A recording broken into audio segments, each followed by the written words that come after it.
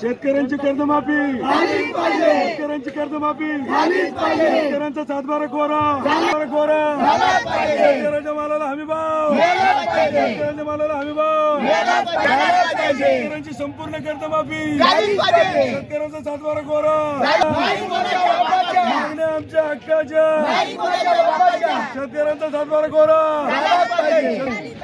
या फडणवीस सरकारचं करायचं काय या शिंदे सरकारचं करायचं काय आघाडी सरकारचं करायचं काय कोण म्हणतं देत नाही। बच्चू कडूच्या नेतृत्वात निघालेल्या शेतकऱ्यांच्या एल्गार मोर्चाचा आजचा तिसरा दिवस आहे, तर नागपूरमधील आज दुसरा दिवस आहे। तरी देखील आंदोलक जे आहे ते आक्रमक आहे आणि या आंदोलनामध्ये पुरुषांसोबतच खांद्याला खांदा लावून तेवढ्याच मोठ्या प्रमाणामध्ये महिलांनी देखील सहभाग घेतला आहे। आपल्यासोबत पुण्यातील काही दिव्यांग महिला भगिनी आहेत ज्या या आंदोलनामध्ये आहे ते कालपासून या ठिकाणी सहभाग दिला। आपण त्यांच्याशी बोलण्याचा प्रयत्न करूया। ताई, तुम्ही कुठून आलेला ते सांगा आणि तुम्ही रात्रीपासून इथंच मुक्कामी आहात, या आंदोलनामध्ये सहभाग झालेला आहे, कशा पद्धतीने तुम्हाला त्रासांना समोर जावं लागला आणि सरकारला तुम्हाला काय सांगणे? नमस्ते, मी अनिता जाधव पुण्यावरून आलेली आहे। तर आम्ही या आंदोलनात सहभागी झालो म्हणजे आमच्या विशेष मागण्या आहेत की दिव्यांगांचं मानधन वाढावं ह्यासाठी आणि शेतकऱ्यांचं कर्ज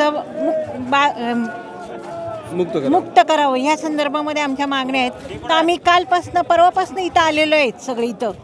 तर भरपूर त्रास झाला, भरपूर हे झालं, सरकारने आमच्या मागण्या मान्य कराव्यात ही आमची नम्र विनंती आहे।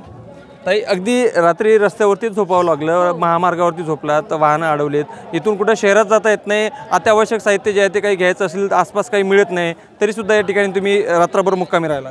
हां, मी शिरूरवरून आलेली आहे।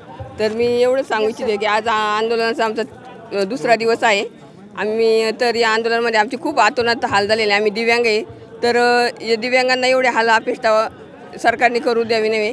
देवेंद्र भाऊंनी लवकरात लवकर यावर काहीतरी निर्णय घ्यावा आणि आम्हाला न्याय द्यावा, आमच्या ज्या मागण्या आहेत त्या पूर्ण कराव्या आणि शेतकऱ्यांचा सातबारा कोरा करावा, एवढीच आमची मागणी आहे। मात्र बच्चू भाऊंनी कुठेतरी अल्टिमेटम दिलेलं आहे की 12 वाजेपर्यंत मागण्या मान्य नाही झाल्या तर रेल्वेसुद्धा रोखू, अशा पद्धती भूमिका त्यांनी घेतली आहे। तुम्ही त्यामध्ये सहभागी होणार?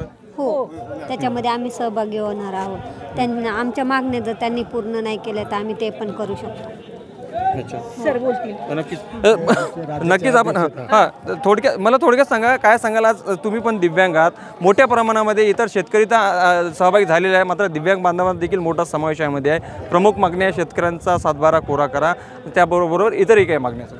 मी प्रदेशाध्यक्ष दिव्यांग विभागाचा, महाराष्ट्रातून 20 ते 25 हजार दिव्यांग बांधव ह्या इथं आलेले आहेत। आम्ही जरी दिव्यांग असलो तरी आम्ही सुद्धा शेतकरी आहे, आमचे वडीलसुद्धा शेतकरीच आहेत आणि त्याचबरोबर इथं फक्त शेतकऱ्यांचा सातबारा कोरा किंवा हमी मालाला हमी भाव द्यावा एवढीच मागणी नाही आहे, तर दिव्यांगाला महिना 6,000 रुपये पेन्शन द्यावं, जे भूमिहीन बेघर दिव्यांग आहे त्यांना राहण्यासाठी 1 गुंठा जागा द्यावी, या प्रमुख मागण्यासाठी राज्यातील दिव्यांग इथं 25,000 उपस्थित आहे। आणि बच्चू भाऊ जे बी आदेश देतील की बच्चू भाऊनी तर सांगितलं की रास्ता रोको, काल सांगितलं तर दिव्यांग भाऊ मोठ्या संख्येने रास्ता रोकोमध्ये अग्रेसर होते। आज बच्चू भाऊने आदेश दिला की रेल्वे रोको किंवा एअरपोर्टच्या दिशेने चला, तर दिव्यांग हा कुठेही मागे पुढं पाहणार नाही आणि जे आदेश आम्हाला बच्चू भाऊ देतील आणि तो जो आदेश बच्चू भाऊ देतील तो आमच्या हक्कासाठी, शेतकऱ्यांच्या हक्कासाठी, त्याचं आम्ही तंतोतंत पालन करू। सध्याला आभाळ काळोख झालेलं आहे, पावसाचं सावट आहे, पाऊससुद्धा येऊ शकतं, या ठिकाणी राहण्याची व्यवस्था नाही, अशा परिस्थितीने सुद्धा इथून हटणार नाही तुम्ही? आम्ही दिव्यांग बांधव 25,000 आम्ही हितपर्यंत आलो आहे, महाराष्ट्राच्या कारणं करून आमच्या शारीरिक अडचणीवर मात करून, आमचं जे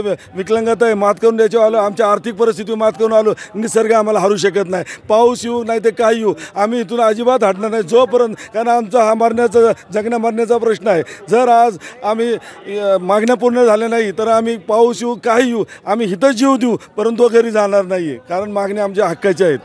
नक्कीच मी तुम्हाला काही दृश्य दाखवू इच्छितो। आपण वरी जर पाहाल तर हा जो आहे जबलपूर महामार्ग आहे आणि समृद्धीकडे सुद्धा जाणारा रस्ता आहे।